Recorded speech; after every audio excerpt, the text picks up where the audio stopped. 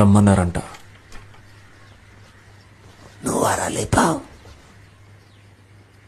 నా లేదు, నువ్వు అలా లేపావు. ఏమంటున్నారో అర్థం కావట్లేదన్నా. అవునవునవును, నీకు అర్థం కాదు. ఎలా వేసేసావురా? అన్నా నేనేమి రాయ్, దొరైని నువ్వేగా చంపావు. అన్నా, నా పేరు కార్తవరాయన్. నాకిద్దరు తమ్ముళ్ళు, ఒక చెల్లి ఉంది. నేను అంజనాపురంలో ఒక ఫాస్ట్ ఫుడ్ సెంటర్ నడుపుతున్నాను.